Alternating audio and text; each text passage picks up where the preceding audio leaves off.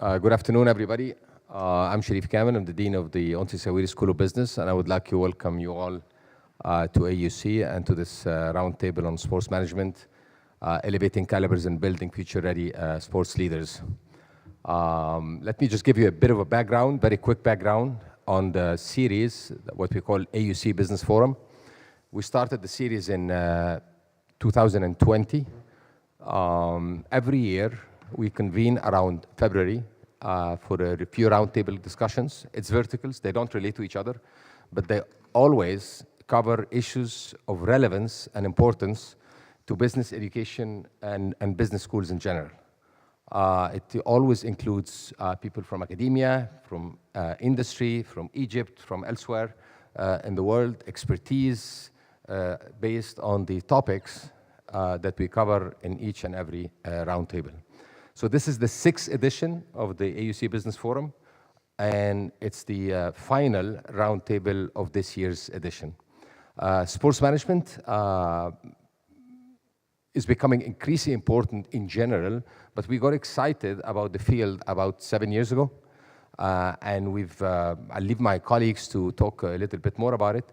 But just very briefly, we started a conversation with the Ahli Club, and we introduced a program which is running, I should say, successfully until today, but our ambitions goes way beyond that.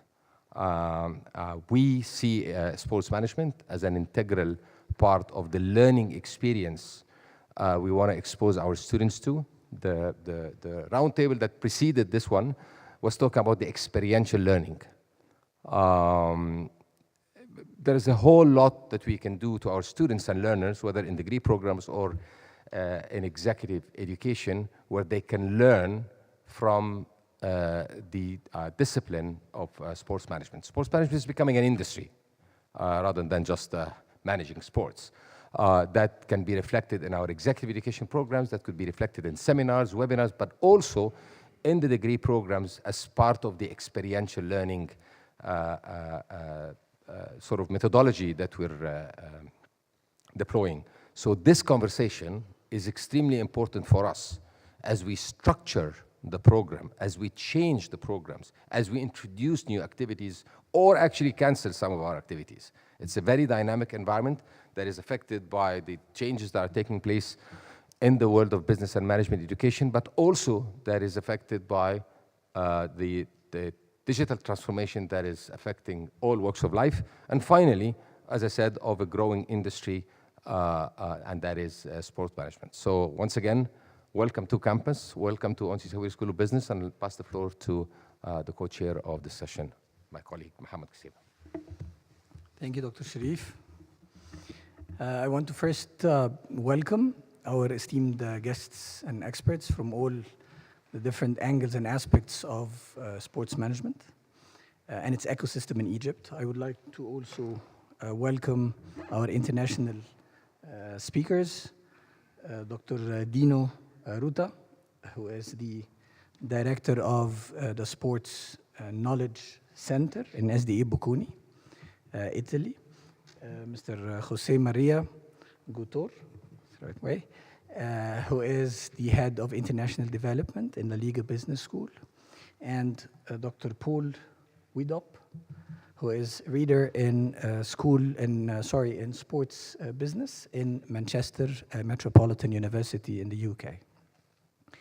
I'd like to thank Dean Kamel for giving such a relevant intro into a field that is both dynamic and diverse.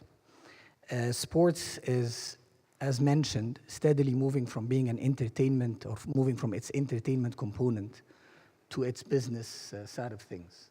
And this business side is critical for the sustainability of federations, sports institutions, and the likes.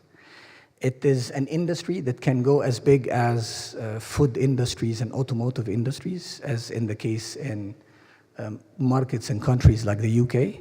And on the other side, it has a supreme power when it comes to social impact and social influence, as we say. The sports world is is progressing and it's advancing. We're seeing new business models. We're seeing technology advancements in areas like sports fans engagement, like analytics. We're seeing new proposed sponsorship models. So all these things come together to provide an opportunity for innovation and growth in the sports management field. Now, when it comes to Egypt, sports investment is one of the most promising fields of investment, which is evident through what happened on the public side and on the private side in the past 4 to 6 years. And today's discussion, we want to take this forward, the concept of investment towards investment in human capital and human caliber, specifically management capabilities and leadership caliber. And I'm sure that most of the esteemed guests would agree with me that the sports management skills in the Egyptian market and maybe in the region at large requires some work. There is some level of gap that we can work on together. And I think that that doesn't make our discussion only timely, it makes it as critical as it has ever been. For us at the Onsi Sawiris School of Business, sports management, as Dr. Sharif mentioned, is becoming more and more of a priority through our executive education arm. And the role of business schools is becoming very critical for success of sports industries. And this is something that we're going to hear of from our international colleagues.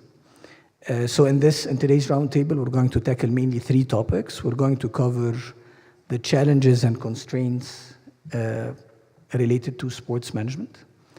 And we're going to talk about the role of business schools and their executive education arms in developing future-ready sports managers and leaders.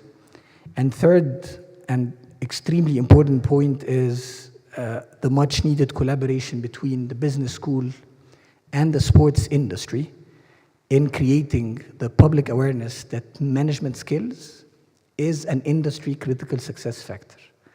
These are the 3 points that we're going to hammer together today. The way the discussion will flow is that we're going to have our international speakers speak individually. Each will have 15 minutes. And from there, we're going to have an open discussion where we're going to ask what we hope to be thought-provoking questions for our discussion. And that's why we have the timer here. I would like to maintain the contributions to 2 to 3 minutes each, just for the purpose of having everyone contributing to the discussion, because I know that each and everyone sitting with us today will be passionate about having 3 to 4 hours of talking about how we can develop things when it comes to this field. So now I will give the mic to Professor Dino, as we discussed, asking him to share his reflections and notes on the state of sports management in general and the critical role business schools can play in developing future-ready sports managers and leaders. Thank you very much to Professor Sharif, if I may say this, and Professor Mohammed. It is an honor and a privilege to be part of this roundtable, to share this da Bocconi experience as a school of management based in Milano that many years ago took some steps in the field of sport. I also share the regards from the Dean, Professor Stefano Caselli, and obviously also from the Rector, Professor Francesco Billari, for the great consideration that Bocconi University is about the American University in Cairo. Having said that, I would like to share my story.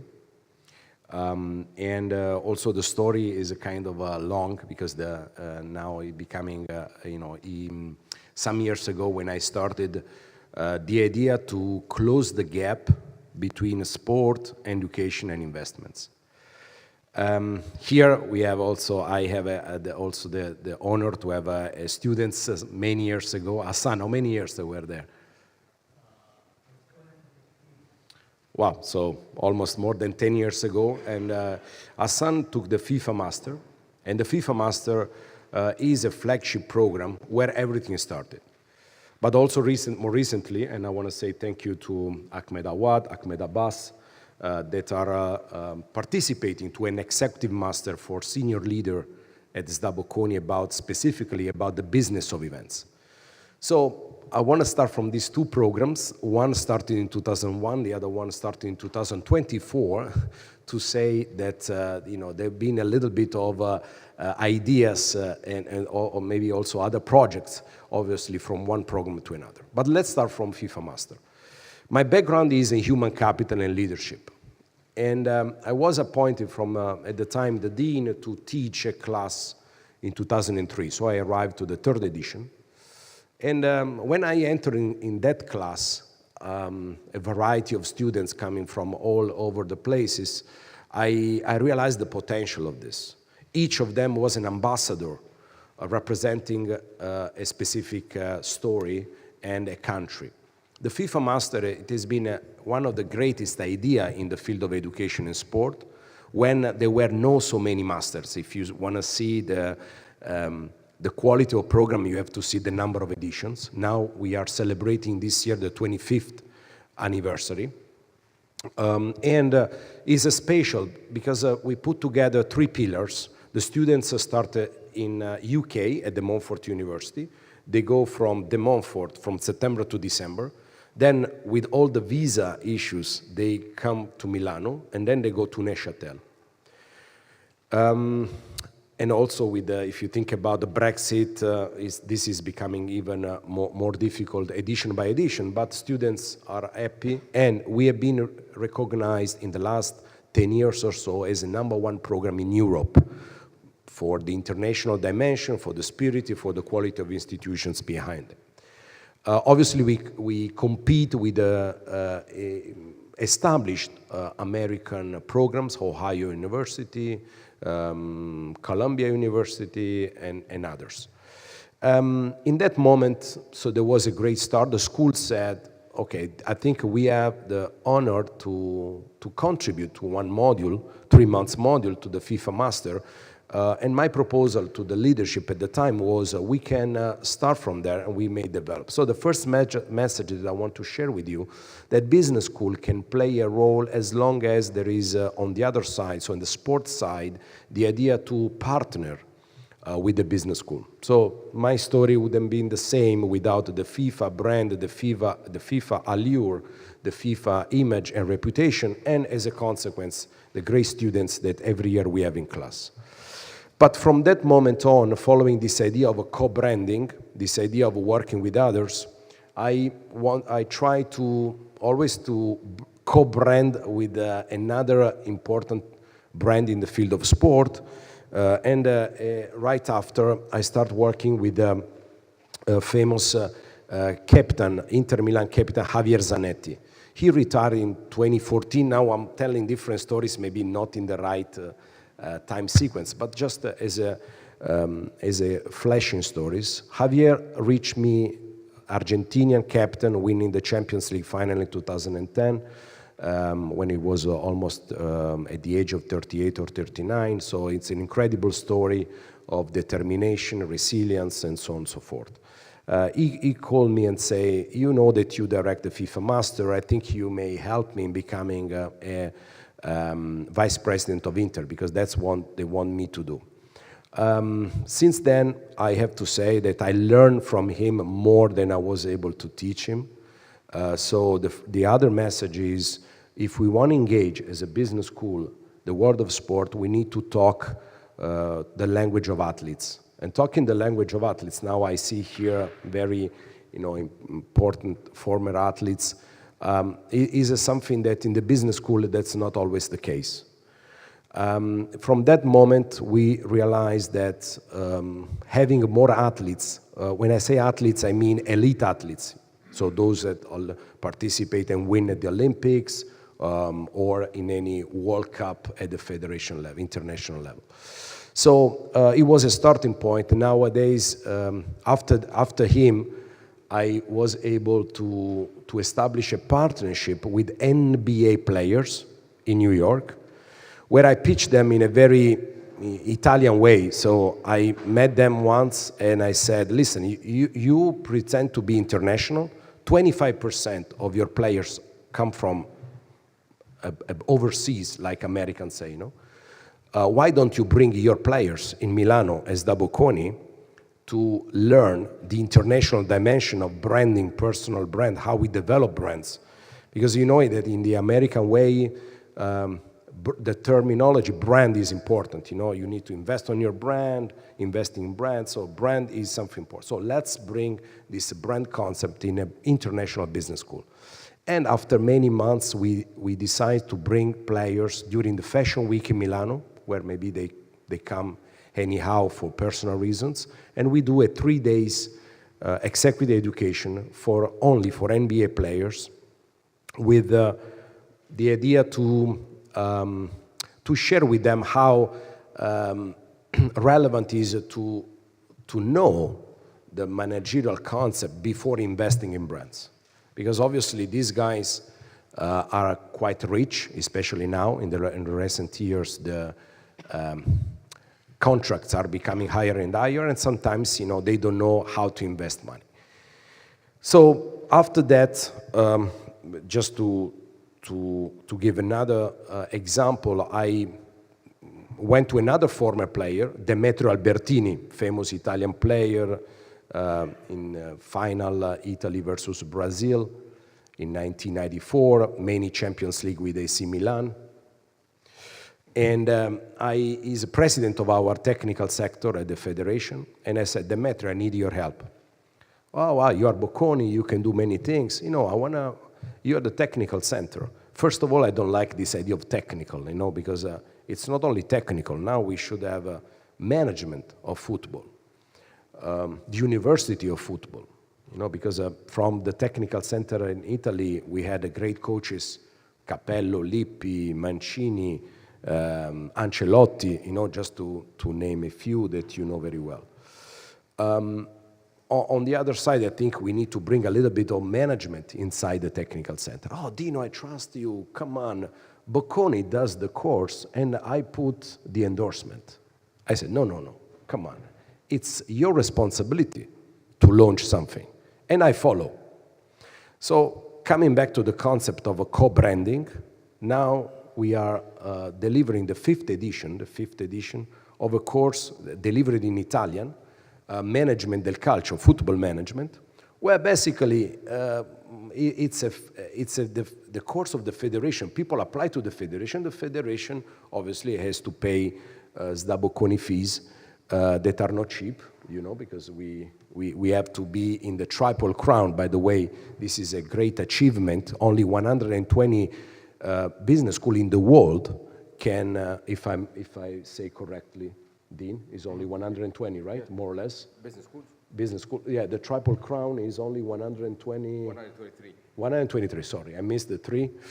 But 123 in the world, so it's da Bocconi, this university, that can say we offer a certain quality. And the quality obviously requires money, expenses, and cost. So there was also a turning point, because that kind of opportunity gave us to have many coaches, technical people that wanted to scale up at a higher level. And then it arrived the Qatar opportunity, so we engaged with the government. So instead of athletes, instead of international federation, instead of national federation, we engaged with the government of Qatar, because there was a student, a FIFA master, Miad. Miad said, Professor, I would like you to be in Qatar because this FIFA Master lecture are very much useful for us.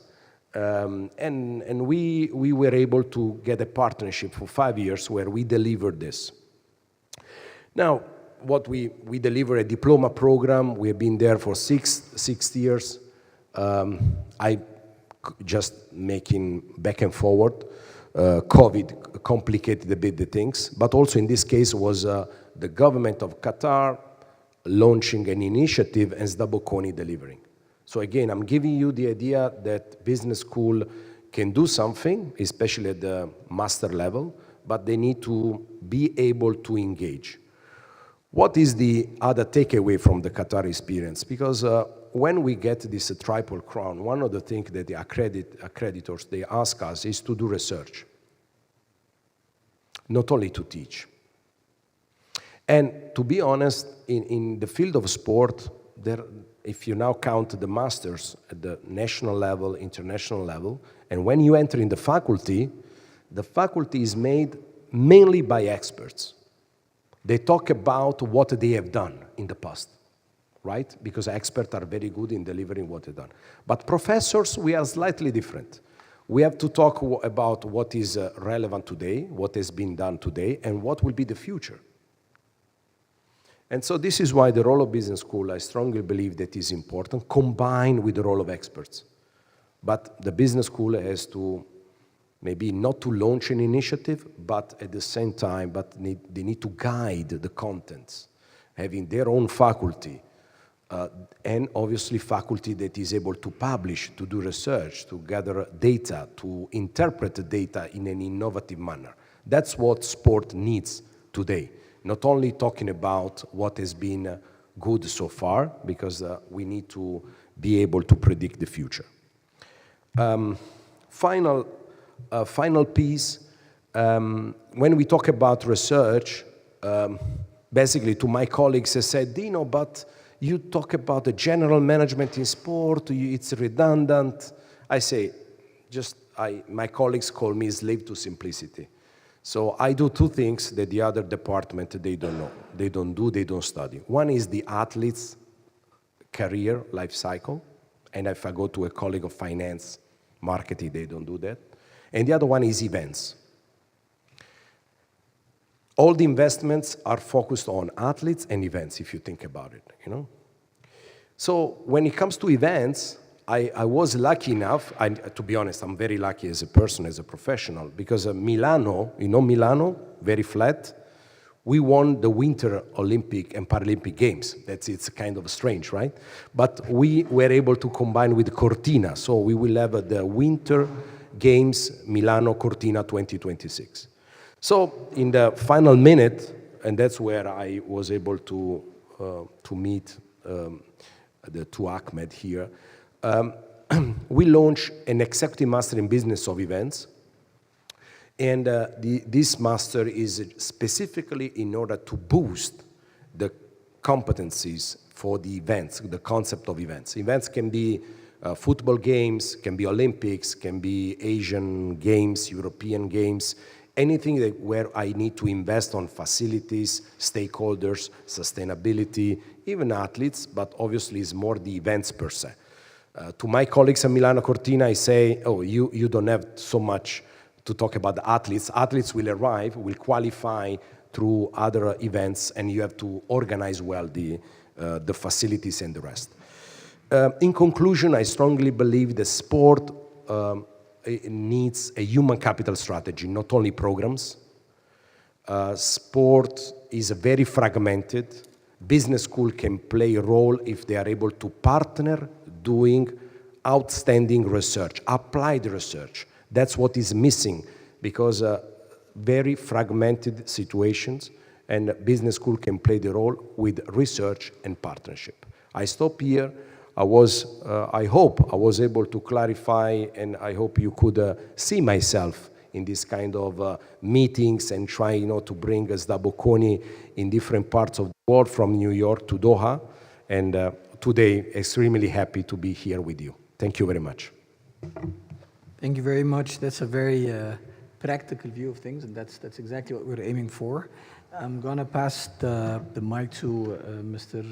Jose Maria, who is the head of international development at La Liga Business School, and who is, by the way, a Real Madrid fan, just in case anyone is otherwise. Thank you very much, Mohamed. Mr. Sharif, Mr. Saman, I would like to thank the American University of Cairo for the opportunity to speak today and to invite La Liga Business School to this event. Well, I will be talking about how can both business school and sports property play a role in developing a new generation of high-level management calibers in the different and progressive fields of sports management. In our vision at La Liga Business School, there are two main stakeholders that can take this role. One of them are the academic ones, business schools, universities, and on the other hand, the sports properties, and this is what we are, La Liga, right? So I will start explaining you the project of La Liga Business School, which is quite a recent one. We started in 2019, and the reason why was that when our current president, Mr. Javier Tebas, arrived to La Liga in 2013, there were roughly 34 people working for La Liga. Nowadays, 12 years later, we're more than 800 people. And this resulted in new departments being created, and well, basically, we followed the professionalization of this industry, right? Sports industry is growing. This is a fact. It's growing worldwide. And as La Liga, we felt that we needed to keep up and in a certain way lead this transformation, right? So we needed to train properly qualified people for ourselves, for La Liga, because at that time, there was, at least in Spain, there was a lack of properly qualified people in management positions in sports entities. I joined La Liga in 2017. I was not coming from the sports industry at that time, right? My expertise was international commerce, but La Liga needed to, well, in my case, needed to launch a huge international structure, and they sent overnight 44 people abroad, and I was one of them, and they needed to recruit these people among multiple disciplines, right? Right now, it would be a completely different story because, well, there are multiple entities offering these sports management programs, right? So we created our academic project in 2019, and it is an in-house project. The sports property, in this case La Liga, developed its own academic department called La Liga Business School in-house. So La Liga Business School is located at La Liga's headquarters and is run by professionals from the sports and entertainment industry, as we like to call it, right? Sports and entertainment. And these professionals are in charge of designing and implementing the programs, right? So how can we play a role in developing this new generation of high-level decision makers, right, in this sports and entertainment industry? So I would start saying creating specialized programs, right, offering degrees and executive education tailored to the sports industry. We started with a single master degree in 2019. That was our first approach. We wanted to test the market. We were sure that the industry was growing and that there was a need in the sports property, but we were not sure about the demand from the sports properties, right? So we started with a master degree, and then others follow. Right now, we're offering 8 master degrees in sports management, on different fields, right? And our philosophy is to contribute to the growth of the sports industry. Since we are a property, a sports property, we have the responsibility. It's not only a business, it is also a business, but not only a business. We have the responsibility to contribute to the growth of the sports industry, not only in Spain, but worldwide. And this is my field, right? Since I am in charge of the international area at La Liga Business School. So we try to reach this goal of training the decision makers of the future in the sports and entertainment management, also by integrating practical learning in our programs. Like, for example, internships, right? We work with other sports entities and we guarantee internships to our students. This is very important because at the end, we're dealing with 2 different kind of profiles. Those students that are not part of the sports industry and want to join, they're coming from different industries, like it was my case, and those that are already part of the sports industry and want to take a step forward in their career, right? and I'll give you some examples. Among our students, we have former athletes or even current athletes. We've had in our MBA Juan Mata when he was in Man United, for example, studying our MBA. And we also offer tailor-made programs for athletes. We're partners with ATP, and we're currently carrying out the second edition of an executive course for professional tennis players from the ATP ranking, and we're gonna launch next year an MBA only for ATP tennis players and La Liga players. So we are aware of that need for athletes, and we develop this. We design these tailor-made programs for them. We even have a program specifically for La Liga active players. Right? This is good because there was a demand. We detected a demand from our players. They were basically moving from the training pitch to the stadium, and they didn't really know the business side of the industry, the huge industry that they were one of the main assets, right? So we wanted to let them know about the industry, the challenges, the opportunities, how it works, what the main revenue sources are, what is their main role, right? And how can take the most out of their brand themselves, right? Apart from that, we also work on real case studies. All our students need to work on several case studies through the different programs that we have. And at the end of the master degrees, of course, they need to present a thesis, right? And we work with other sports properties, and we're not talking just about football. We're talking about, again, sports and entertainment in general. We work with other sports properties to identify challenges and opportunities that they might be facing, and then we connect them with our students, so when they need to choose the topic for their thesis, it's not something random, so they really work on a real problematic that the sport properties are facing, and if everything is okay, at the end, they're able to present this thesis to the sports property, and hopefully to make it real, because we also work with these sports properties to offer internships for students, right? Of course, networking is key when it comes to sports management education as well. So we try to focus on face-to-face programs, right? This is what we're currently offering in Spain. Sometimes we organize also streaming training, but networking is key, right?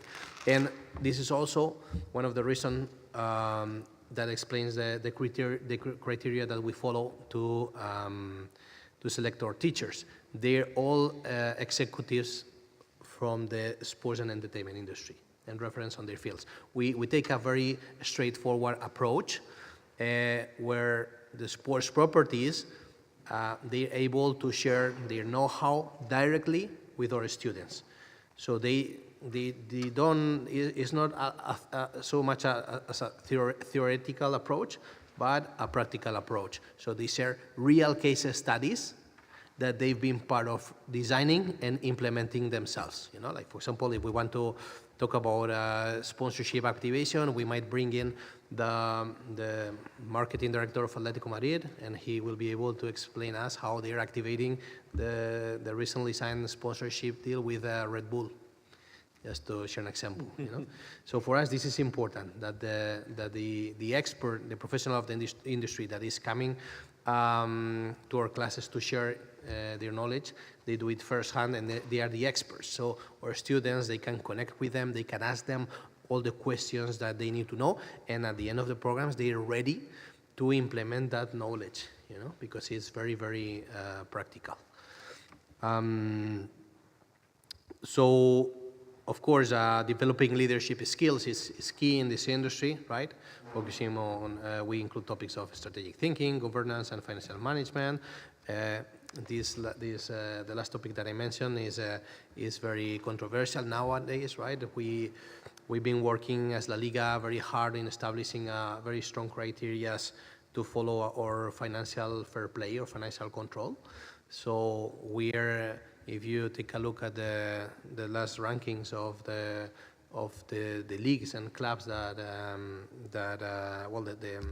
the expenses that they carried out in the last markets, the clubs are not ahead of the table, because we basically are very, very strict. We control their income and their expenses, and the idea is very basic. We don't allow them to spend more money than the money that they are able to generate, right? And this is very important in order to obtain sustainability, right, in time. And also the trust that investors need in the future, right? We also need that flexibility to adapt to this constant transformation of the sports industry. It's constantly changing. We have the ability to, for example, include the Super League topic when it was announced.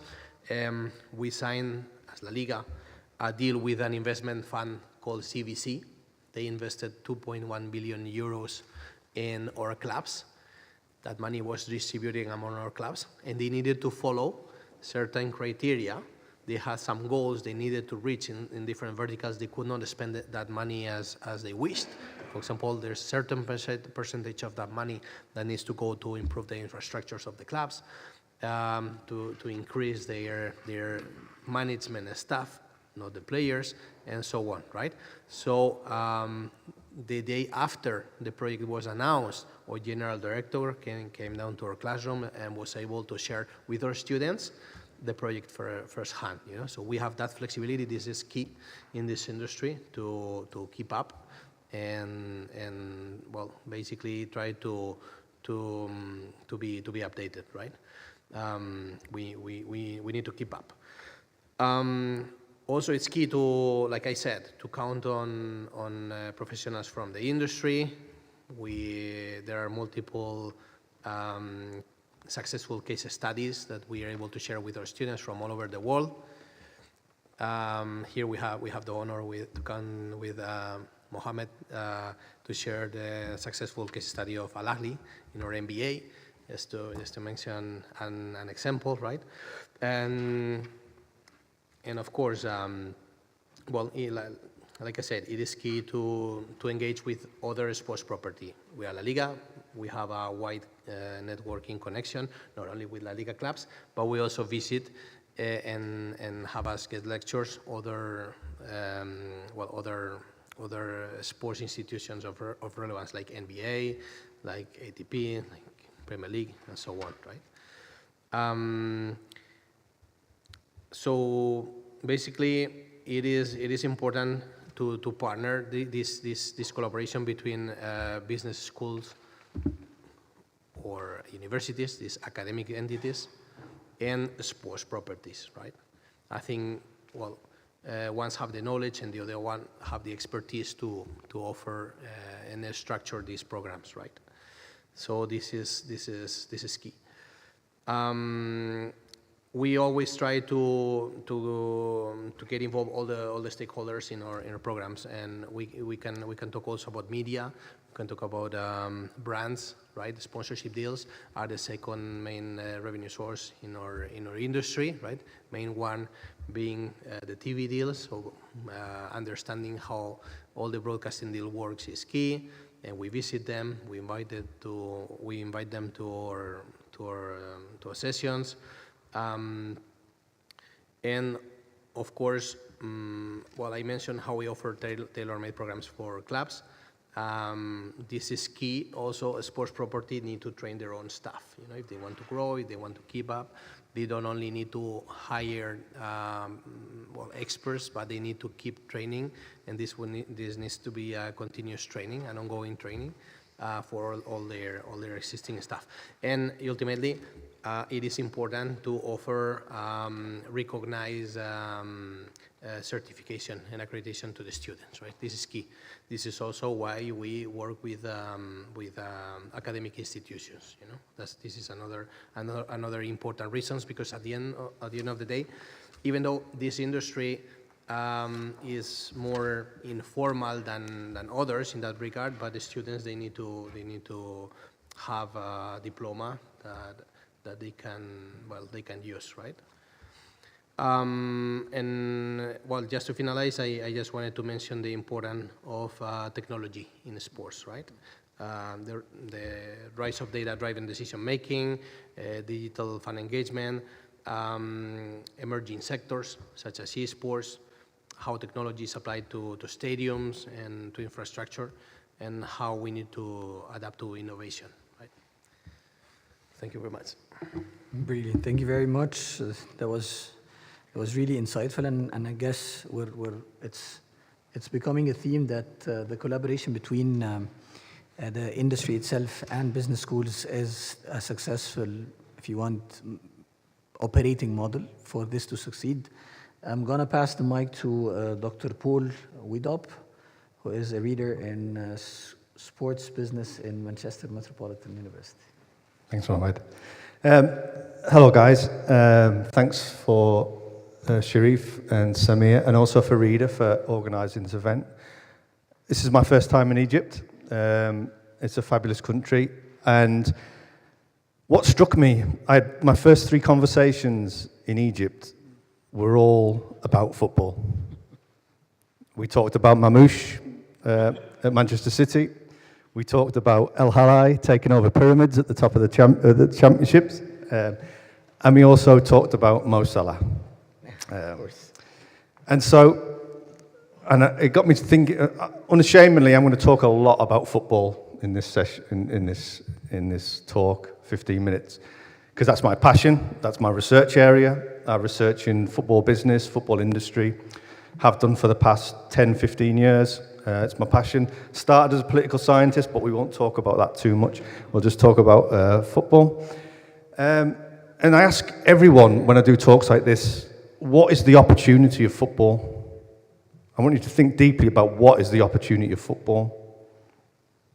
Because I think quite deeply about this context all the time. And there's 2 things I'd like to say before I start. One is, I apologise for my English because I'm from the north of England, so I might have an accent, so hands up if you don't understand. And the second one is that I'm a Liverpool supporter. I know there's a few people on the panel who don't share that way. So I got to thinking about what could we, as an education of business schools, what could we do to really support the industry? And I think we're living through, at the moment, some huge giga changes, and I think football is a mirror on society. It's a mirror on Egyptian society. It's a mirror on British society. And I think what is these giga changes that we're going through? So I'm going to talk a lot about globalization, digitalization, and commercialization. It's what I call the geopolitical economy of sport, and I think it's fundamentally is about is where we can actually really support the sports industry. And if we're thinking about some of the changes that are happening in the sports industry, they are global, they are digital, and they are commercial. And I talk to a lot of ex-footballers, I've talked to sports directors at Liverpool, Glasgow Celtic, and there's a need to understand the wider implications of football, the wider implications of football within the world in terms of globalization, digitalization, and this geopolitical economy of sport. So that's what I'm going to try and talk you through that for the next 12 minutes, and hopefully bring it back to the educational purposes of how we can actually harness this, and harness it not only for Egypt and the wider MENA area, but also in terms of our global outlook on sport, because I think there's great potential there. And for the first time, I think, in the history of sport, we've seen a shift in power, where power in sport was predominantly in Europe and America. I think it's shifting much more towards the Middle East and China. And I think so this is a perfect time for this talk, and a perfect time for Egypt to really embrace itself in terms of this geopolitical economy of sport. There's a movement now from the global north to the global south in terms of power. And I'm also interested in how how sport opens the door. I've just mentioned that conversations where I came to Egypt, and the first thing we spoke about was football, the Premier League. That's what sport does. It opens doors. It opens doors. So if you think about the wider implications of sport in terms of politics, global politics, soft power, sports washing, nation branding, all these concepts that get thrown around, sport opens the door to cultural relations. I really believe it's an important vehicle for cultural relations. I remember spending a bit of time up at Scotland for the Scottish Football Association, and we went to a few games at half time, and we were in the executive boxes, and the amount of deals that were getting cut between international businesses through sport at half time, just because sport was a facilitator for international business operations. So that's kind of where I'm coming from. I just think sport is more than a game. It's much more than a game. It's almost feeds into this narrative of politics, business, economics. And so that's kind of like where I'd like to lead this. And so the first thing I'd like to think is about what were the challenges that Egyptian sports management education. We need to recognize that sports organizations operate within dense networks of interconnected relationships. And what do I mean by that? Well, take Manchester City, for example. Multi-club ownership, 13 clubs across different countries. The global sponsorships involved in that. Sorry. From Silver Lake through to Endeavour and the Chinese Media Corporation. All these organizations involved in Manchester City, think of all the branding involved in that and the operation side of things, how they control the supply side of global talent, how they operationalize in terms of developing almost like a franchise, a Disneyfication of sport, for example, which is what the real blueprint was for a Disneyfication of it. And I think if we start to look at some of the challenges that Egypt might face is around these networks. How do we embed ourselves in these networks, in these global networks? And we think of Egypt. Egypt has got a strategic location, a great strategic location, large population, quite a young population. It's got a rich sporting heritage, and it's a critical intersection of these networks. And we've seen what's happening over in Saudi Arabia, for example, and other Gulf nations in terms of Qatar, for example. And I just think that how do we actually develop these sports leaders? How do we develop sports leaders? How do we get them to think about global challenges in the world? And so for my idea, when I was thinking about this presentation, was I think there's four things in terms of what we can teach students. We need to teach them geopolitical risk assessment. How many times do we actually, as sport management scholars, teach our students about global risk assessment, global political shifts? We've seen the use of political communication from Donald Trump, for example, how he used UFC, and he was the first sitting president to go to a Super Bowl. Sport has huge political implications and has power and a political message. We also need to think about networks, network thinking. Sports organizations are embedded in global networks.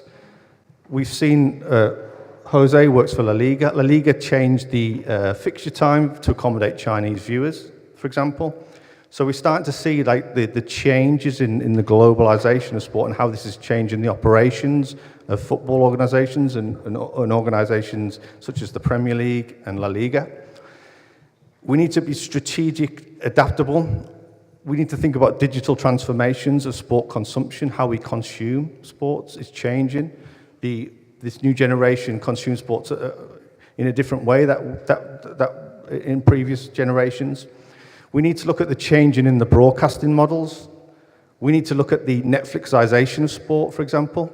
We're starting to see all the immersive content of shows like Sunderland Till I Die, Welcome to Wrexham, The Last Dance, with Michael Jordan. We're immersing ourselves into this world of sport. We're going behind the scenes.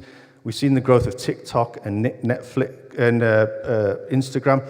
But what that's doing is taking us behind the scenes. It's in immersing ourselves into the culture of sport. And that's changing the industry. And that's changing the way we think about commercialization as well. So I've talked a lot about globalization. I've talked a lot about cultural relations. But think about how the world of commercialization is actually changing. So we're starting to see collaborations between different sections of society. We've seen a convergence of entertainment, music, culture, and leisure coming together as one. 10 years ago, if you'd have told me that there would be a collaboration between NASA, Juventus, and Adidas, I wouldn't believe you. But here we are now, and there was a collaboration between the three. Think about like the creative turn in sport. So if we think about the creative, the sports directors, which is a huge influence in sport at the moment. Sorry. But increasingly, we're moving towards creative directors. So Paris Saint-Germain have a creative director. Crystal Palace have just got a creative director. Manchester United are going out for a creative director. Now, these creative directors see sports clubs as theatre. So everything that comes out is a bit of production. It's about almost like as a theatre manager would control the theatre operations. This is what a creative director does, and you've seen the growth of Paris Saint-Germain, not only through their networks with Qatar, but we've seen their marketing. They work with Beyonce. They've got flagship stores in New York. They're on the Paris fashion scene. This has changed. Something's fundamentally changed in football. And now we've just seen Paris Saint-Germain have a collaboration with Michael Jordan called Wings. And it's just, going back to my hometown, Newcastle, we've had the takeover of, through PIF, Sovereign Wealth Fund of Saudi Arabia, which has fundamentally changed the fabric of the city. When we talk about soft power, we never really talk about the mechanisms of soft power. But the mechanisms of soft power is that it's changing people's behavior within Newcastle. And the way that the PIF and investment into Newcastle United has brought Adidas to the city. Now, Adidas recently took over the city for a week. It was called the Adidasification of Newcastle. So they had billboards up with Adidas spray painted all over the city. We had things, Adidas signs, branding dropped from the Tyne Bridge, the major bridge. And we saw, it was almost like a grassroots movement of Adidas, but this is like a coming together of sovereign wealth fund money and a change in the populations of Newcastle's opinions, and now a major organisation like Adidas has come in, and it's almost going back to that idea of commercialisation. It's changing the way that we think about sport. So I've got a few minutes left. I do tend to ramble a lot, so apologies with regards to that. So what I'd like to finish with like 3 key points, I think, from the talk of how we can actually develop sport management education here in Egypt. But I don't mean just Egypt, I mean everywhere in the world, because there's lots to do. Sport management is, as Dino mentioned, it's a huge area that can tell us a lot about other things, and it's a huge growth area. And I think we need to create integrated programs that combine local expertise with global perspectives. We talk a lot about globalization. I think Egypt should be bold and go for a World Cup. And I think it's only through institutions like the AUC is where we develop these leaders to think strategically about sport, to think about commercialization, to think about branding.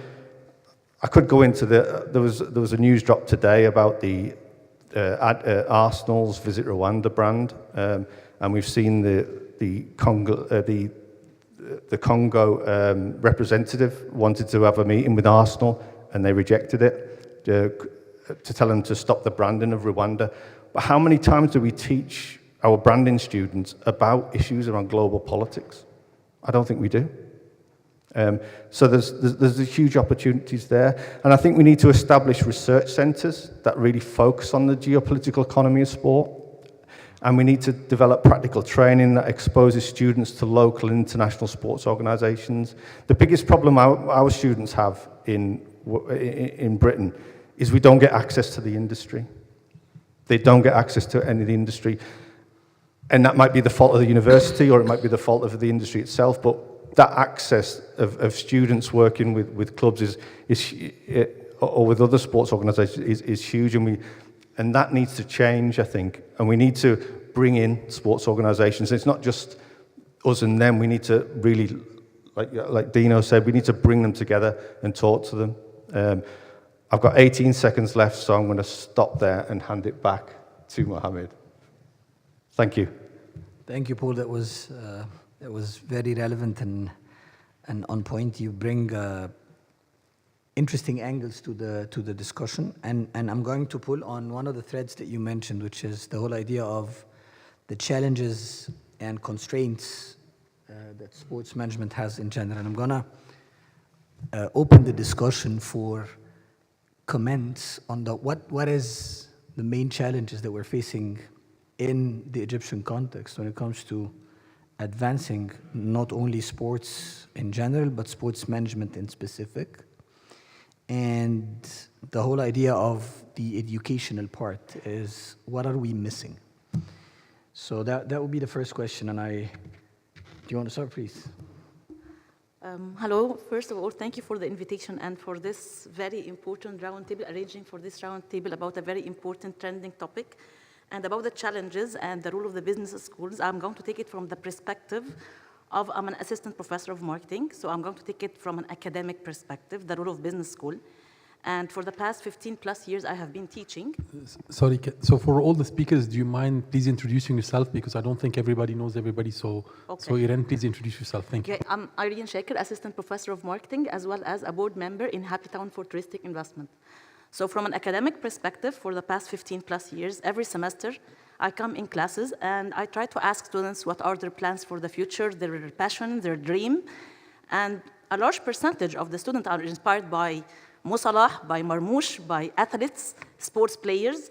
And here comes the question, why are we here? And how will this course contribute to achieving our dream? And I used to explain to them that what applies to any physical product or service applies to people, athletes, sports players as well. It goes from commercialization, it goes from branding, it goes from the 4 Ps, distribution, pricing. All of these applies to people as well as apply to product. Until we came across the concept of a sports management program. And thank you for that program that finally bridges this gap. And I think this program is going to allow us to educate and prepare highly qualified professional athletes. This is what a large percentage of students are looking for.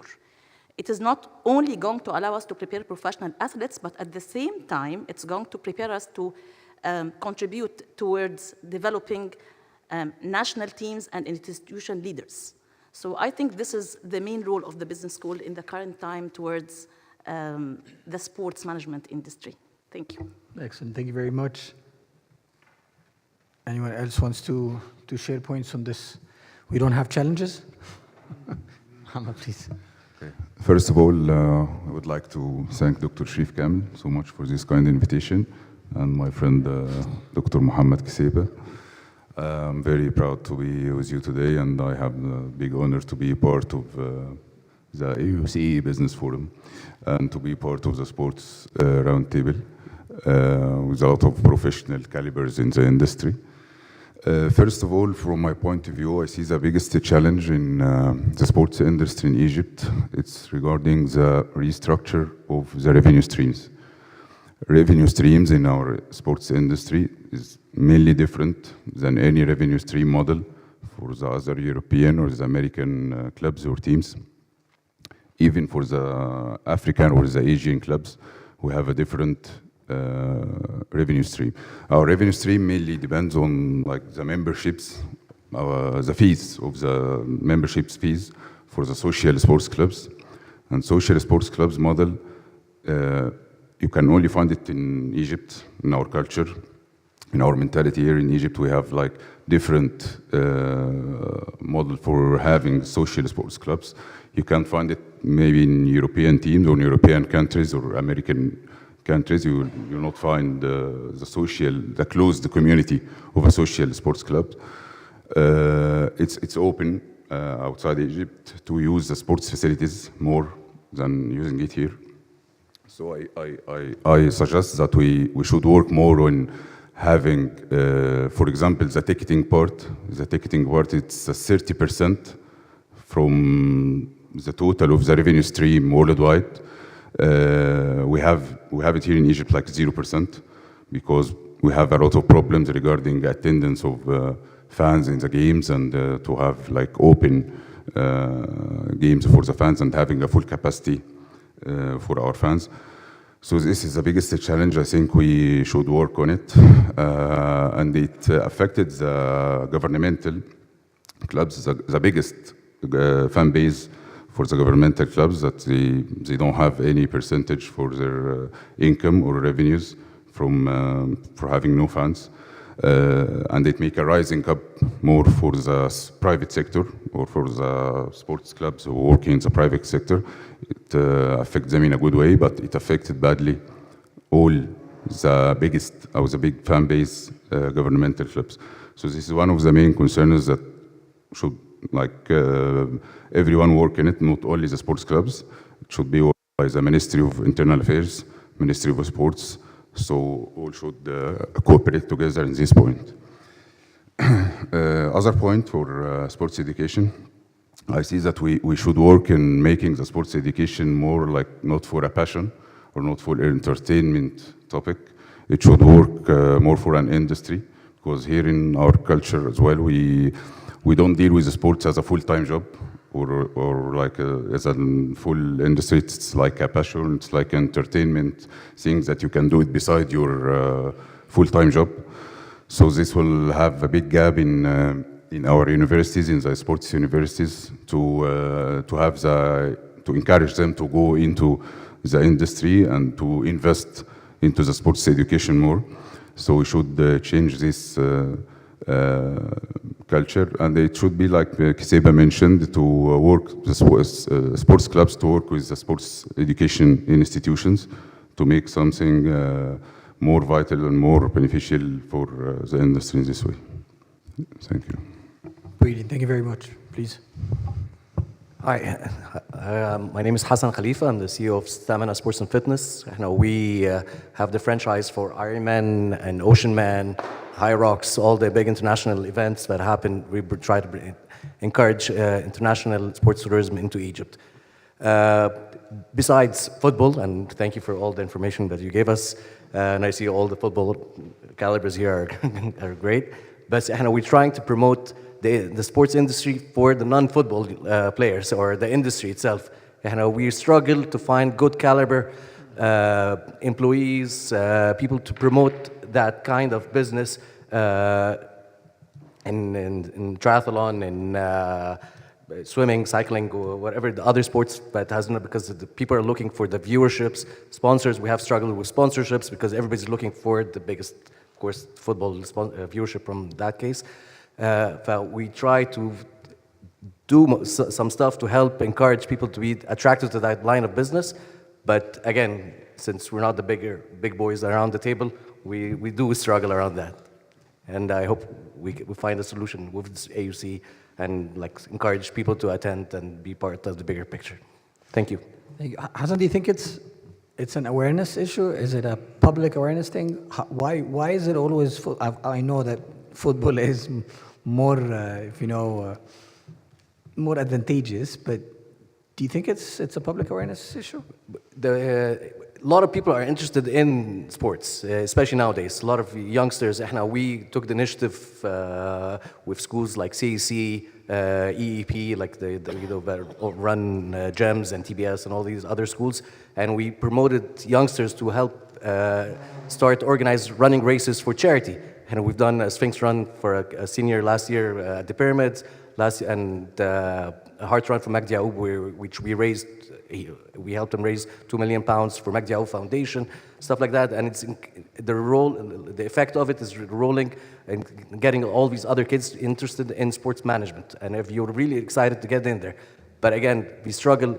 How do we get into that line of business? How are we going to make money out of it? What are we try to, we bring them inside the whole process between marketing, meeting the government officials, seeing the actual obstacles that we face on a regular basis, and the challenges over there.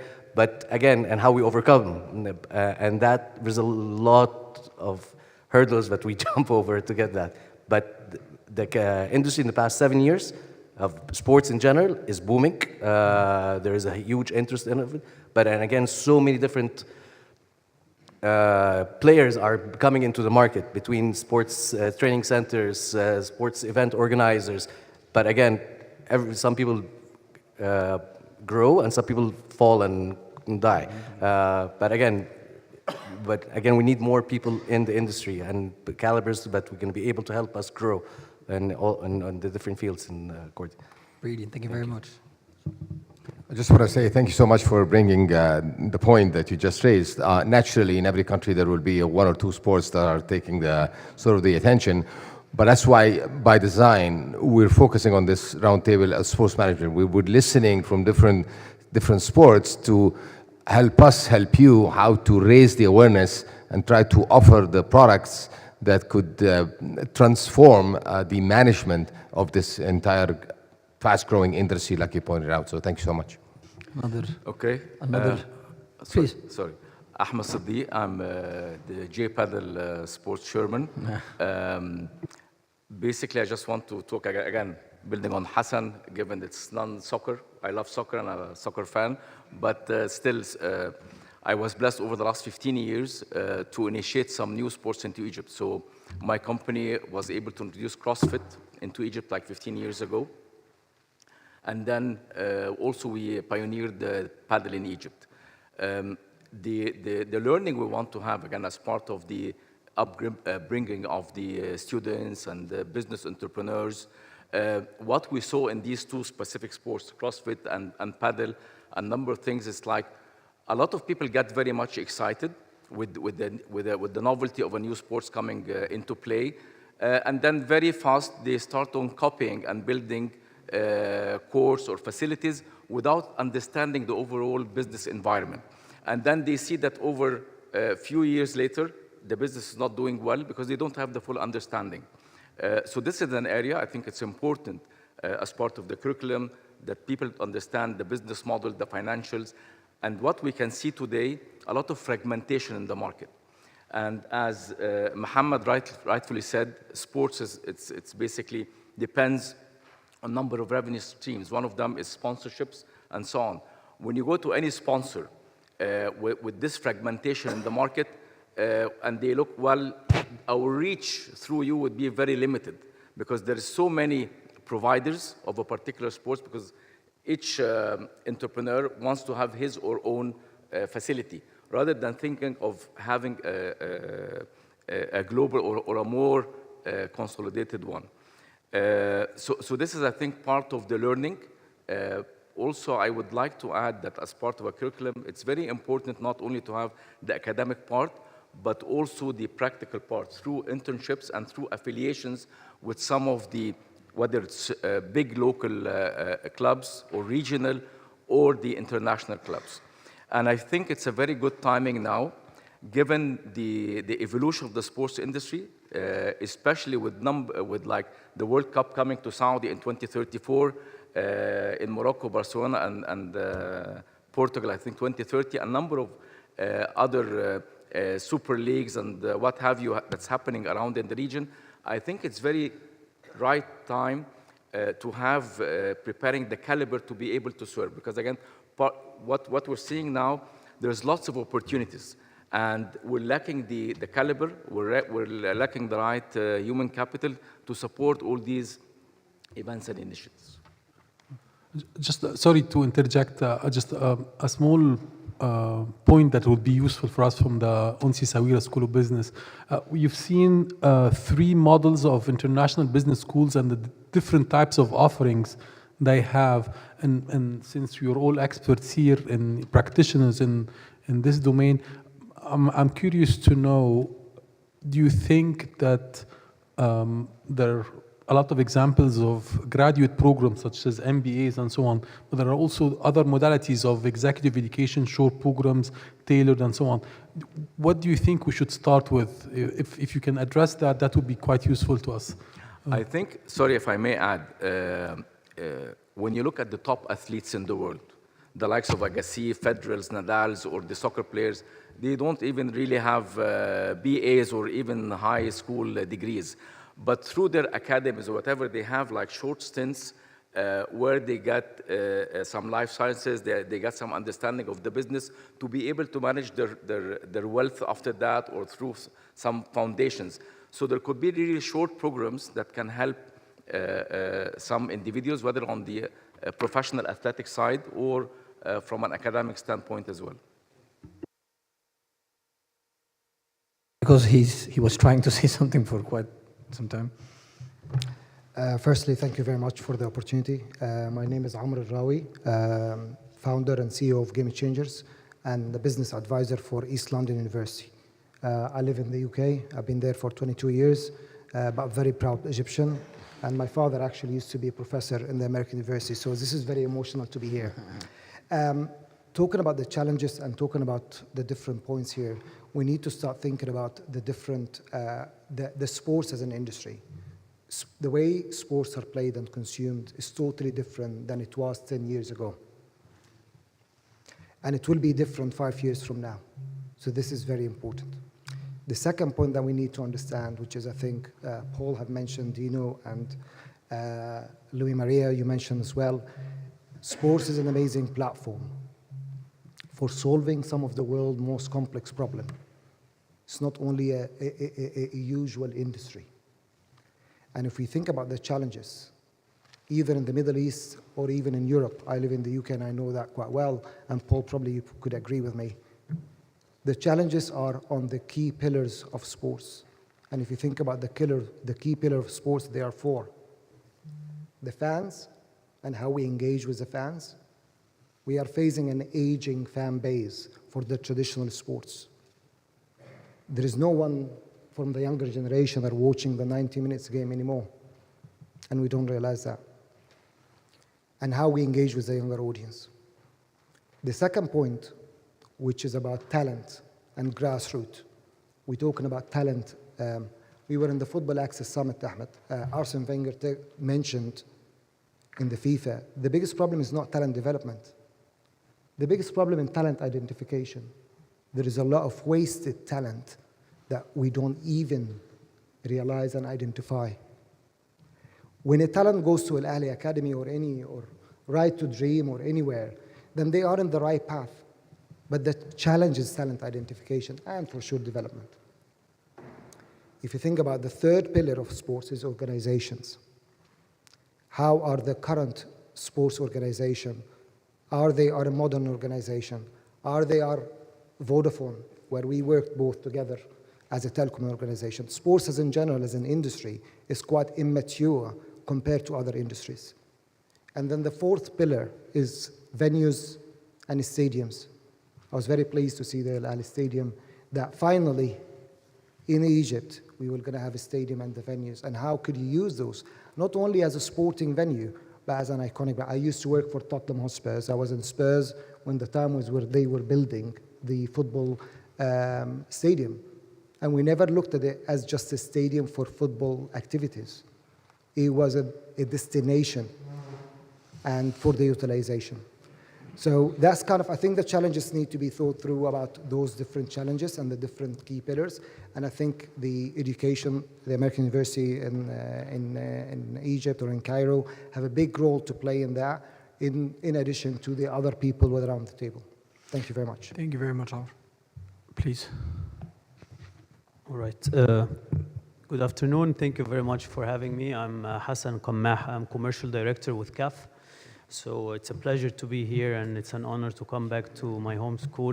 Last time I came was 2010 when I graduated, so I'm happy to be here and also sharing the roundtable with my professor, Professor Dino Ruta. So I think the main challenges that we have is the lack of specialized programs. So thanks to AUC and Onsi Sawira School's School of Business for introducing such program. I think also Isleska is doing a great program that is encouraging talents and new calibers. So I think this was the main challenge. And I think the second one is the limited industry integration and the practical kind of exposure with the institutions and organizations. So I think I remember during the FIFA Master, every other week we used to visit an organization or a club or an institution to learn more about the practical exposure. Another example, during also the FIFA Master, at the end, they have an integration with FIFA that 4 or 5 calibers would go on internship at the organization at the end of the program. So such practical and integration with institutions is very important.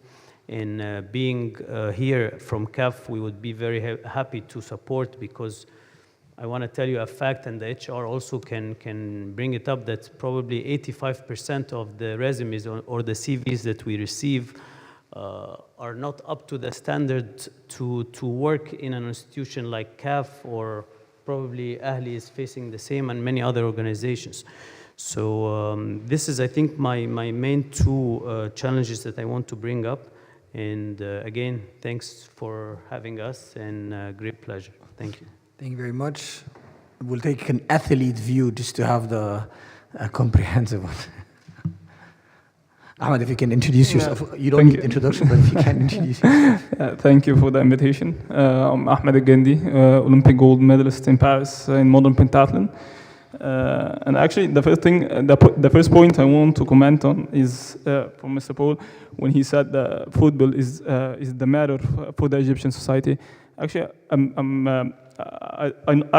don't agree for this point, because football is not the matter of the Egyptian society for now, maybe for later, but until now it is not. It can't be the matter for the Egyptian society.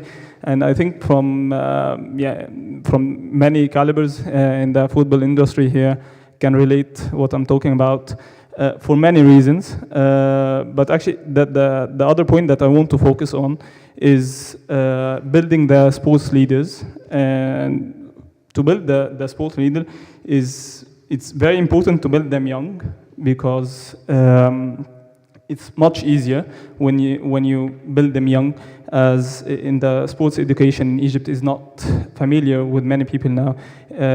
I think there's just one university in Egypt now is doing the sports education as an undergraduate program, and thanks to the AUC for the program in the sports program here in AUC. And what I'm talking about also is, from my perspective as an athlete, it's an advantage to build the sports leaders from the athletes' side. And I'm going to talk, for example, about myself, that I got all my experience from the sports. I got all my experience from doing the sports for like 20 years for now. It built my character, it built my social life, how to socialize, how to adapt on changes of plans, how to deal with the stress and pressure. So that's why it's very important to take care of athletes since they are doing the sports, and actually not when they retire only, but before they achieve anything, because also when you are taking care about them socially, physically, financially, I think they will be more consistent in the sport. They will be motivated to achieve more in the sports. And the last point I want to talk about, when Mr. Amr said, and the challenges, I think one of the greatest, or one of the biggest challenges in the sports is the bureaucracy. The bureaucracy, I think it's very challenging in Egypt because I think the sports. I think the smile is enough. Your laugh is enough. But bureaucracy, it's but as he said also, the sports industry is different from 10 years ago, and it will be different from 5 years ago. But I think we are living in the in 20 years ago we are living in very old ages.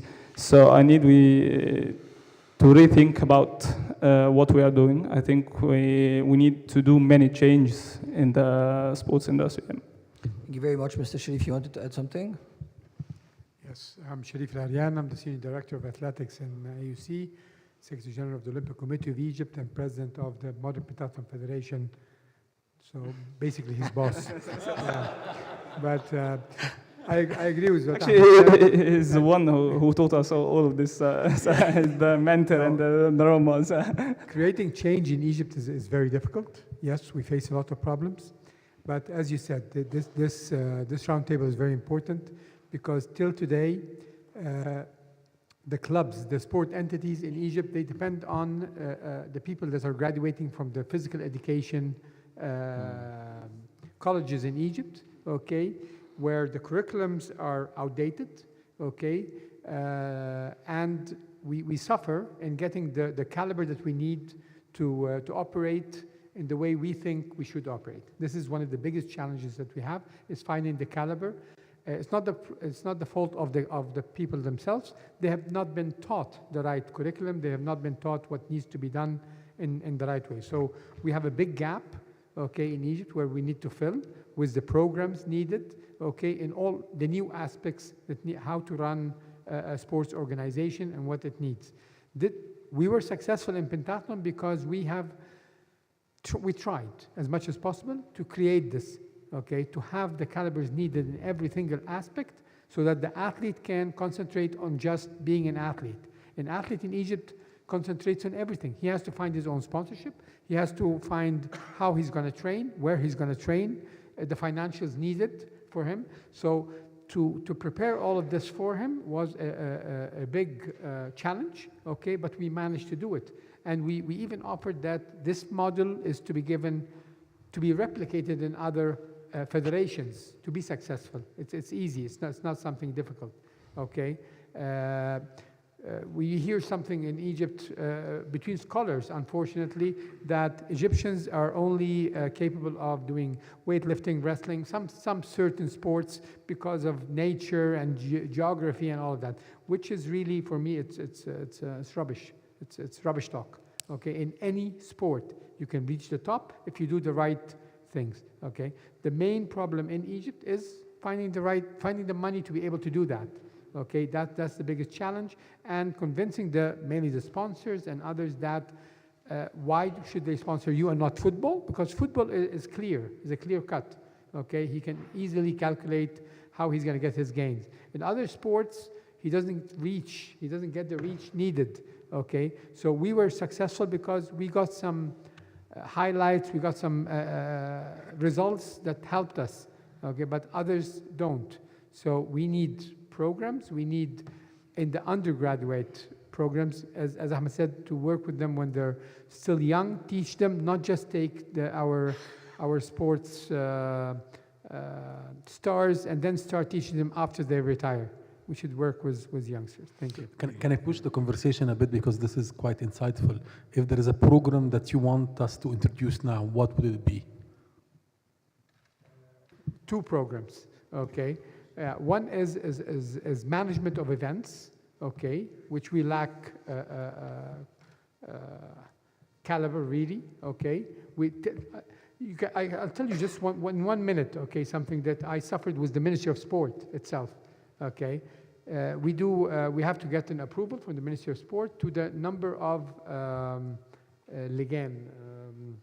committees needed to be done in a sport competition. Okay, that we do in an international sport competition, and there's an international okay, what do you say? It's known what is needed in any competition. So if it's an Olympic Games or if it's just a Ramadan tournament, it's the same things that you need to do. You need to have security, you need to have a checklist. It's clear. Yeah, exactly. So you get to struggle, okay, that why do you have so many things that you need to do? Because these things have to be done. If you don't do them, okay, there's a risk factor, okay? Something can fall, someone can die, okay? Which happened this year, and we've been tackling this problem a lot. So having this management in organizing major events, this is one thing. And the second thing is in how to market, okay, and get sponsorship. So marketing and sponsorship and organizing events. Thank you. Thank you, Sharif. This is very important to know. Let me just assure you of one thing.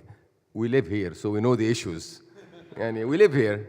And the reason why we called for this roundtable to listen from the experts and inform us how to, which is very important, how to work with industry. We cannot do this alone. We could be the convener of the structure of a program that can transform the leaders of tomorrow. But the expertise have to be an integral part of the equation. So hence, thankfully, you all accepted to be part of this conversation. And as you can see, like 10 of us are taking notes. It's very important what you're saying. And we're going to come back to you because this has to be, I value, on behalf of Onsi Sawiri School of Business, the value of collaboration. And we've done that in a number of other fields. Let it be real estate, let it be healthcare, let it be many other fields. And we think that this is the next big thing. Correct.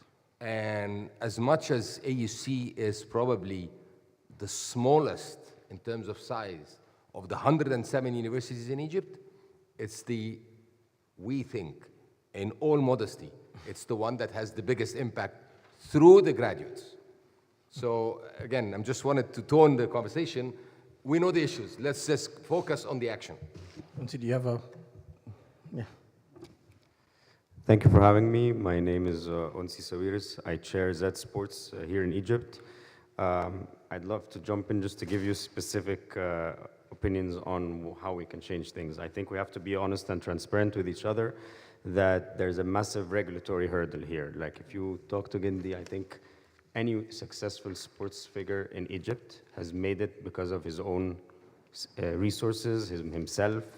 I'm sorry I'm quoting you, but I know your mother played a big role in where you got. And I think we need to figure out how to improve our national associations. You know, I'm not talking about the football FA, but I'm talking about all the smaller ones.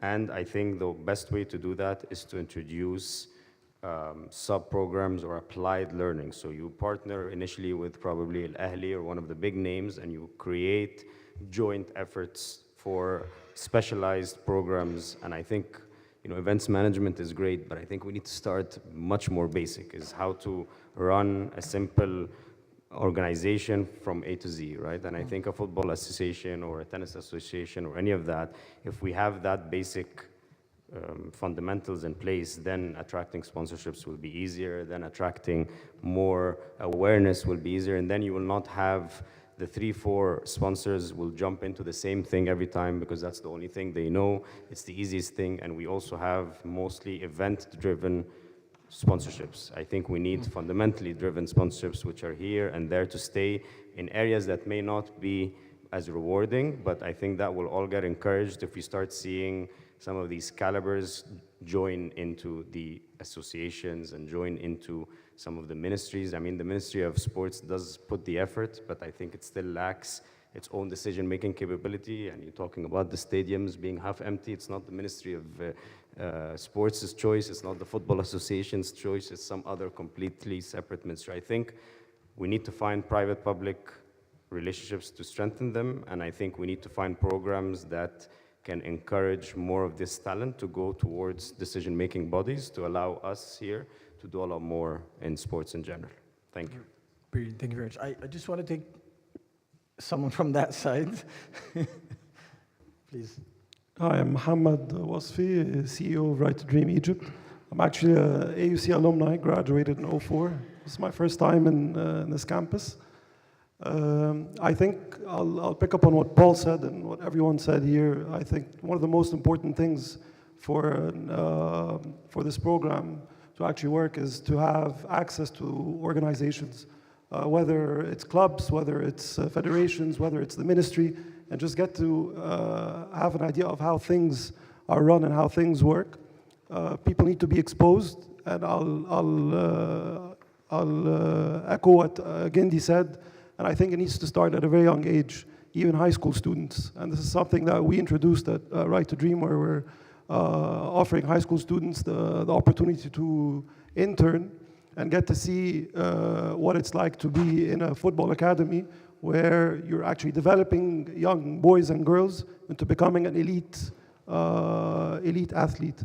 And I think this is another thing that we lack in Egypt, is the ecosystem needs an uplift. I think the infrastructure isn't there, and people need to identify with what is an elite athlete, what is a developmental program, what does the developmental program look like, and what does a leisure program look like. And that's across the board. It doesn't have to be football, it can be any sport. People need to know that if they want to compete in the Olympics, they're competing against some of the top athletes around the world.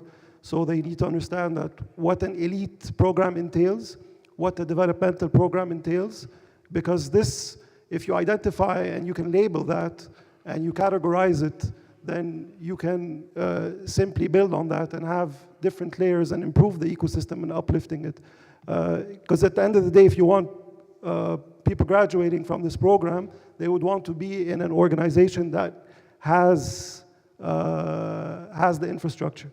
And if we think today how many organizations in this country does have a proper infrastructure, has governance, has financing, has a strategy, a 10-year plan, I'm pretty sure we can count them on our hands. So we can start with these, right? So we can start with them, right? Definitely, 100%, and we can grow. I think there's so much potential, and I've been lucky in the last 4 or 5 years. I've been interviewing a lot of graduates from sports management programs, and they just needed an area of focus. And after 3-4 interviews, you see what they could be capable of doing, and then you put them in certain different departments. But I feel that there will be a boom in Egypt. I think the potential is there. I think everyone around this table knows that the potential is huge. Brilliant. Thank you very much, Mohammed, for what you just said. And I'll just give you an example. You mentioned summer interns and so on, but also summer camps. So we did that with high school students who are excited about the notion of entrepreneurship. So we've done it for a couple of summers, the last couple of summers. It was very exciting for the students. They're kids, but it preps them at a younger age. So that could be an opportunity. But yet again, I'm just reconfirming. When we did that, we did it with schools and with startups, with experience.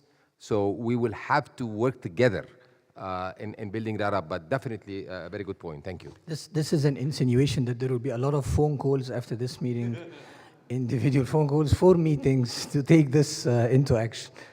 Please. First of all, I would like to thank you for the invite. It's really an honor to be here with the esteemed guest. This is Marianne Dimitri from the CAF, and I was working previously in an Ahli with the Sirak. So I have actually good experience in the Egyptian market and the African market. I know we're facing a lot of challenges, but I will just name it very, very quickly. We have a lot of financial constraints. Most of the sport entities in Egypt are depending on the support of the government. And me as a sponsorship, my field is mainly on sponsorship. We have the problem of the data analytics. So we lack the data analytics, which make our life easier in the decision making and performance measurement after that. So when we lack the data, it's very hard to make a decision. So this is one of I think the challenges that we're facing. Other than that, I think Ahmed said it, and I was putting it on my agenda, the bureaucracy, which makes the operation really hard and sophisticated, and sometimes you give up, you're not going to do it because of the bureaucracy. And the qualified calibers, which we depend on you guys to just do we have a very shortage in qualified faculties here, which can graduate, like do not only diplomas and certificates, we do a bachelor degree and masters and everything regarding to sports management, sports marketing, which can fill the gap in the Egyptian market. And this should be also in cooperation with the sports entities that has to accept this and do not hire anyone except they have a sports background. This will make our life easier, because we all know that most of the people that are working in the, I'm talking specifically in football, I'm sorry about that, but because this is my field, but we know that most of them are volunteers and the other are not qualified. So this is a big issue from my point of view. And that's one of the meetings. So we're going to come to you with the program. You would put a prerequisite that anyone who's appointed on your... My pleasure. And actually, when I was in Ahli, I was the one with dealing for the AUC. Yes. Actually, yes, Rock delegated Yes, me. brilliant. Thank you very much. Mr. Zuhair. Good evening. My name is Zuhair Ammar. I'm 25 years old. Okay. Thank you, the Dean, for inviting us. Thanks to Dino. I studied in Scuola Centrale del Sport in Acquascetosa a long time ago.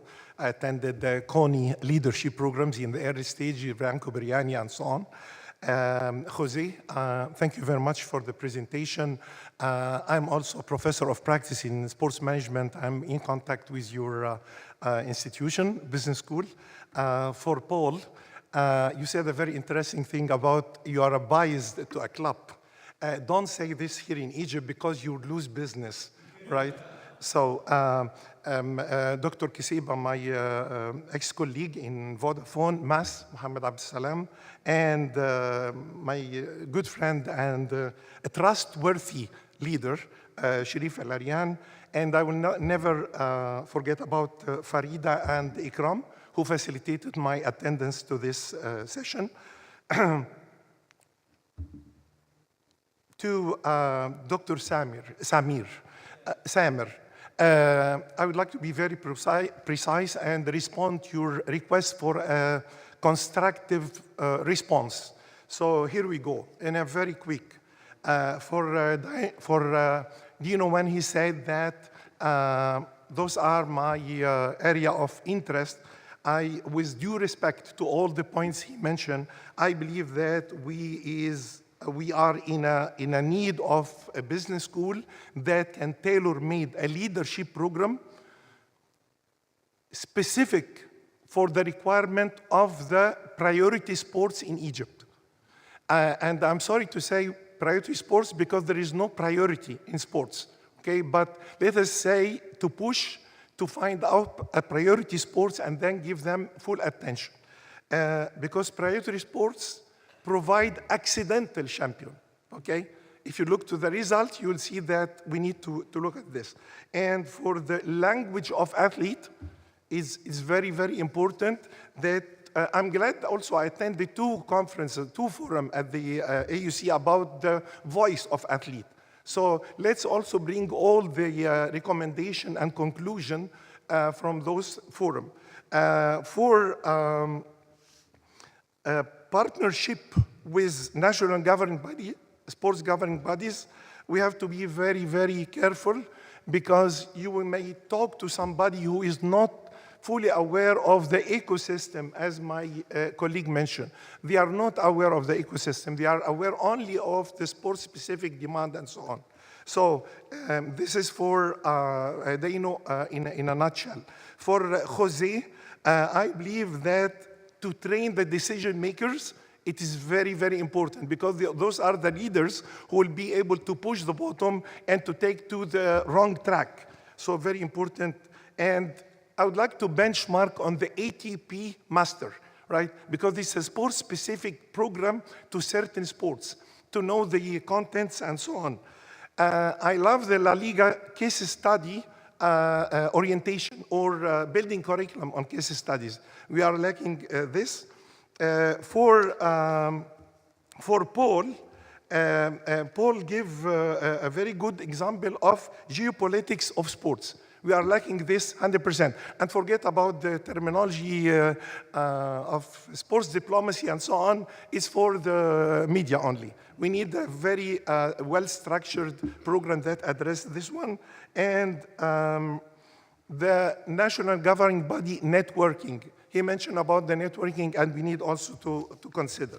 I'm sorry I consumed too much time in this one, but I would like to thank you again. And I forget to tell you that most of the bid files that Egypt applied to international governing bodies, I was part of the team that made this one. So the problem is you apply for a championship, and when they, back to the event request of Mr. Sharif, Engineer Sharif, the lack of event management, qualification, accreditation is horrible. We need also to consider this one. And the last point, because Al Ahly is here, Al Ahly Club is a role model. They build a company that built sports facility. So now they are building sports facility. By the way, Egypt have the most contemporary and global sports facility in the world. Right? It's not a propaganda, it is, but unfortunately it's not well addressed. So we need event management and sports facility management, because you will end up with a situation that need more attention. So thank you very much for your patience, and good luck. Thank you very much. Dino has I think he has a point. Towards the end, okay, that's fine. Omar, please. Good evening. My name is Omar Borolosi. I'm an AUC graduate, construction engineering graduate. I'm a former world squash champion, and now I'm the founder and the managing director of the Borolosi Squash Academy, which is the biggest squash academy worldwide. Since sports management is a relatively new topic in Egypt, I think we need to do three things, or we have three challenges. First and most important is the awareness problem, and not just the sports industry awareness. I mean the sports management education awareness.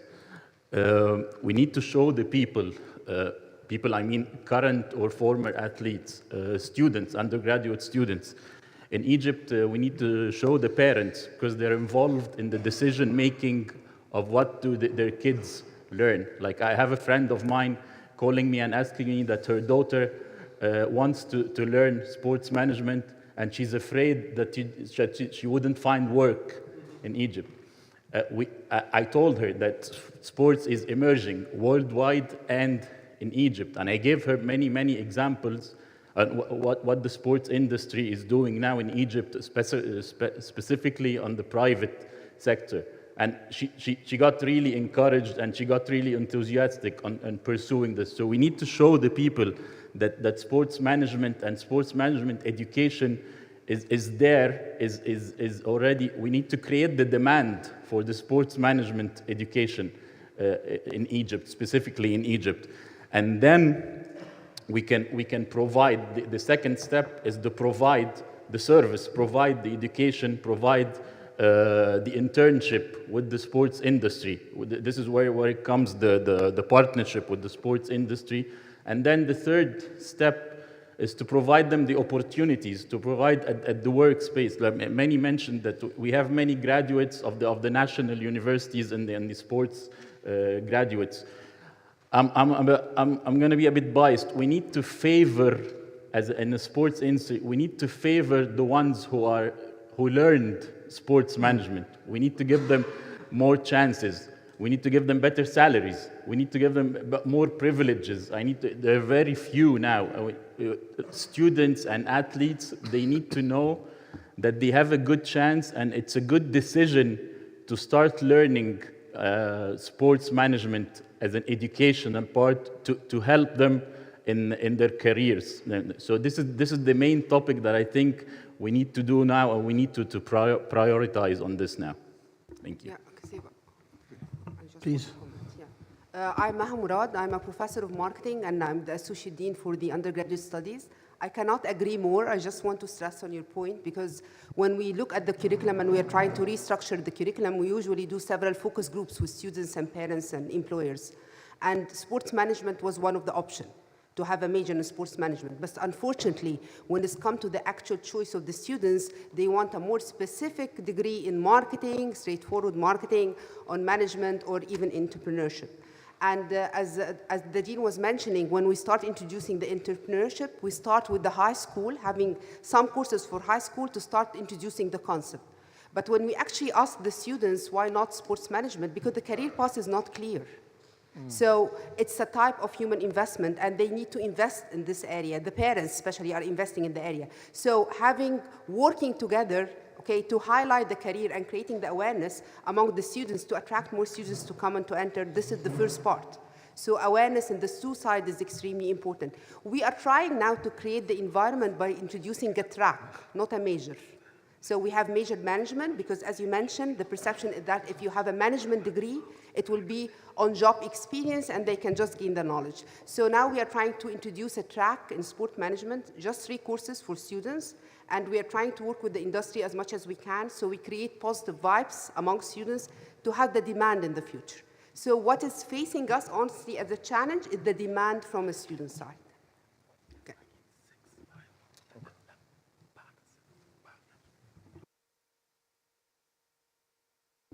Until Kiseba finish, another point relating to Paul, relating to the global network. Now we are our first COIL course. The COIL course, where we have with MMU, we are starting the first COIL course in sport management, where we are teaching here and part of the course virtual with an international partner as well.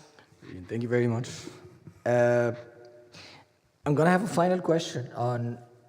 It doesn't make sense for us to talk about sports without tackling the whole idea of technology and its impact on sports in the coming period. And how can we, again, I'm going to bring it back to us as a business school, how can we embed, because technology is overwhelming, right? So how can we steadily embed this component in whatever programs that we're going to provide? And what are the priorities? Because we hear a lot about performance analytics, fans engagement and stuff. Where is the right starting point, and how can we do that? Amr, please. Thank you very much. So if we look, just small comment before I jump into this very quickly. I think it's a life cycle and about the industry. If we talk about the global commercialization of sports, then this will going to create new opportunities, because equally as well, I was working in Spurs, and my employees in Spurs used to be taking the really low salaries compared to telco and financial services. So students were going to think about, when I graduate, how much are going to get paid at the end of the month? But this is equally as well, because the industry itself is immature from the global commercialization, as Paul mentioned, the globalization and the digitalization, which is take me to the point Kiseba mentioned about the technology and the role of technology and data. If we think about the sports industry, there are traditional models, which is local ticketing, traditional broadcast, which is linear TV, athletes authentication, which is now become a data-driven, and then equal as well from sponsorship. Today, even the sponsorship that exists, unfortunately, in the Middle East, in general, it's all about brand awareness. We need to create new sponsorship opportunities through digital and technology, from local fans to global fans. And I know we talk a lot about this, Ahmed. Al Ahly is a huge brand. How much data does Al Ahly get about their local fans? And are they able to commercialize the global fans? It's a huge opportunity, and we're talking about one of the biggest clubs in Africa. CAF, same thing, and I think you touched on it, Marianne, about the data and how we are able to create new opportunities through data and technology. The use of AI and machine learning in athletes' development and how much that is being used within the industry. So it's a life cycle, and it's all reconnected together in order to be able to develop the industry and create opportunities for students, but equally as well to be a modern data and technology-driven organization or industry to create those opportunities. Please. Hello, Mohammed Osama from Arcom.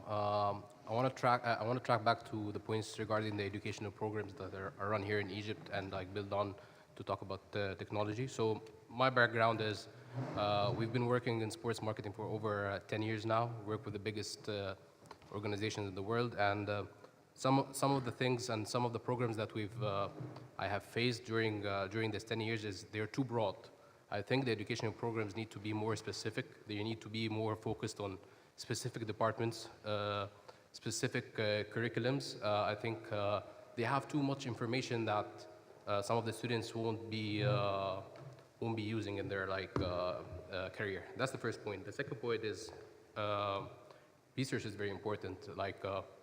We have sports clubs here that they have been around for over 100 years, and they have zero knowledge about what their fans like, how old are they, what activities do they do. And I think that tracks back to the problem of having so little investment in less popular sports, because for brands and for people that putting in money, they need to have a clear view of what they're getting in return. And I think one of the challenges is we don't have enough research. There's no information about the ROI when I'm doing that investment or that sponsorship deal, what I'm getting back. So we have to see more contribution for universities, for sports organizations to put hand in hand together to get that information out of that. Another point that I want to stress about is financials. I think I'm talking in the context of sports in Egypt. We are facing the challenge where people that are considering sports as their first career path. Muhammad mentioned that people consider it as a side job, and I think the reason for that is that most of the opportunities available here for Egyptians and for people in the local market does not pay enough for you to consider it as a primary opportunity. And even though people who compromise a little bit because they're passionate about the industry and they want to get involved, when they get the necessary education, when they get the necessary skills for them to be elite sports leaders, it's very easy for them to find better opportunities in different markets. So we have we have a problem where we have to have a more a better financial model for sports leaders to be able to nurture them and be able to keep them for a long term. I have a couple of points I want to stress about, but I don't want to pass the time. So thank you so much. Thank you very much, Muhammad. And I want to thank you, first of all, because you've been part and parcel of bringing our sports program to life, and with your cases, it's a very interesting point. Muhammad, you wanted to add something? Yes, hi. My name is Muhammad Abdul Muttalib. I'm the head of MBA Egypt and North Africa. So I'm back to the product that we are producing. So we are talking about entertainment, business of entertainment and media. So we are talking about fan engagement, and if we are talking about technology, that should be included in the curriculums. So we have two cases. If the fans are coming to the stadiums, so we need the smart stadiums to get the fans more engaged to the stadium. Or they are watching the broadcasting apps, whatever, and then in the media side, we need this technology embedded to get them attracted, engaged, and following. So this is from the technology side. We are talking about AI. Just 2 days ago, the NBA commissioner in the All-Star weekend just introduced an AI robot helping the players for shooting and improving their skills. So this from the AI and technology side. One point I would love to add that if we are talking about something to introduce or to educate, I believe we need to give them more about legalities and how to frame a product that legally complying with the local policies and procedures and how to produce a competitive product as well, This is very important. So for the curriculum again. Thank you for this. Brilliant, thank you very much. Before handing it out to Mr. Sharif for the summary, Dino, I did not forget. Thank you very much. I wanted to integrate a couple of points that comes to my mind just listening to your fantastic contributions. For the first one, let's try to dream big. So one of the things I didn't hear is to have more Egyptian sitting on international boards in the world of sport. Okay, so that's, I think, is something that you deserve for what you represent. So not only athletes playing in Premier League or Lega Serie A, but also executives that are able then to, when they receive the package of events, you also have some counterpart. I think is something that you deserve. The second is another key word that in sport is used a lot is a purpose. You know, what is the purpose of this? So we have a sport performance, we have entertainment, but I think overall, if you see the IOC mission, is more movement. So basically, it's connected to health. That means that we can talk about athletes that inspire daily activity. So the more I watch, basketball player, the more I go to the park and I try to imitate. This is at the base of our sustainability principle of having a healthier society. So I think this sport can be expanded, and when we talk about curriculum, this means that sport can enter also in MBA programs. So we don't have to think about sport for sport professionals, but we have to think about how sport is not a job only, but becomes a competence for someone that lives and works in the banks system. Okay, so I think, again, let's dream big about how sport skills can impact the society, and as a consequence, business school has to mirror the society that we want. Then, as a final, many of you talk about the contents, and this is, I think, the final part. I don't want to say the easiest part, but professors typically they put a list of 30, 40 knowledge objects about topics to be taught. Can be sport diplomacy, can be leadership, can be other things. And then the important is to have a strategy at the bachelor level, at the master level, at the executive level, at PhD level. And I want to conclude saying that sport is the only word in the world that doesn't need a translation. So this means that whatever you want to do is always to connect with an international aspiration about career, about study tours, about benchmarking, like we are doing with the business of events. So it cannot be only at the domestic level. Because remember, when a small kid wants to play football, it's because want to imitate the national team playing the World Cup or the Olympic Games. Because the dream also at the executive level, we need to replicate what is the dream of athletes. So winning a gold medal somewhere. Thank you. I'm gonna hand it over to Mr. Sharif Al-Aryan for closing remarks, and then to Dr. Samer for closing the forum. Thank you, Dino, very much, and thank you, Mohammed. I'm just going to comment on what you just said. We are working on it in having our people in higher positions to be in the decision-making process. I myself am first vice president of the International Federation. We have Hani Burida in the FIFA. We have Aya Madani in the IOC now board. So I agree with you 100% that we need to be in the decision-making. When you said brand the nation, okay. Paul, I think you said the branding the nation.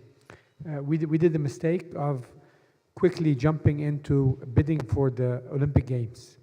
Okay, we had a bad experience in the past for bidding for the World Cup. Okay, and there's a famous terminology here, which is Sifr Mundial, the zero that we got in the voting okay, process when it was just us, Morocco, and South Africa. So this was a very bad experience. We bid it for the 2036 Olympic Games. And then after Egypt bidded for this Olympic Games, nothing has been done for the last year and a half, okay, in this, and we don't have the calibers that can really work on this file. So now we have tried to change it to the 2040 Olympic Games. So jumping into things and then not being ready is something that we need calibers. It's obvious. I wanted to hear from Haitham, if you don't mind, Mohammed, okay, because we didn't speak about the legal part. Haitham is an international sports lawyer. So if you can just give us a hint on the legal part and the calibers that we have, what do we need to do? Thank you, Sharif, for that. Thank you for inviting me. I'm Haitham Ali. I'm visiting professor of law in Sorbonne University in Paris, actually, and I'm the legal advisor for the Egyptian Olympic Committee and a member of the governmental committee to draft a new sports law. Actually, the issue, I note all the remarks you said, but from my side, the issue is the regulation governs the sports in Egypt. We have a very big issue for that. We have a very old perspective to regulate the sports. We had a law issued in '77. We tried to modernize this law in 2017, but with the same perspective in '77. We don't have the market perspective, we don't have the business of sports in the regulation. The government tried right now to make a new draft. I'm not sure that will satisfy all needs of this sports industry or committees. However, we are trying to make something good. From the side of legal, we need the calibers also. We need a calibers from the legal sports law. We need a calibers having an experience of an international arbitration or dispute resolution for a specific disputes like the sports. It is a very specific industry, very complex, several stakeholders, organization, federations, fans, clubs, players, sponsors. It's a very complex relationship in this industries. To regulate all of this, to resolve the dispute arising from this industry is a very big challenge. I agree that we have a lot to do, whether in the field of business or the field of legal also. Thank you again. Thank you very much. Thank you, Haitham. Okay, in conclusion of today's great roundtable, really, it's clear that we have a big demand in the sports industry, but we need more ready and knowledgeable calibers in all aspects of the industry. Academic partnerships between academic entities like schools, universities, Ministry of Higher Education, and sport entities like the NOC, the federations, the clubs, the Ministry of Youth and Sports have to be done soon, okay, to be able to work on this on those programs. Lack of specialized programs, so we need sports programs to cover all the specialized aspects needed in the sports industry. We need to invest in sports management's awareness. New sport technology, AI usage, data analysis, how to use it for athlete development, etc. Sports is a means of entertainment, as Mohammed said, so fan engagement. The decisions in sports mainly are driven nowadays with what the broadcasters need. So the big broadcasting agencies are driving the federations, okay, now into what exactly they need. So if they need your sport that's being played, for example, our sport has been played on 3 days, no, it needs to be played in 90 minutes. Find a way. Okay, it's an entertainment business, and we need to all adjust to it.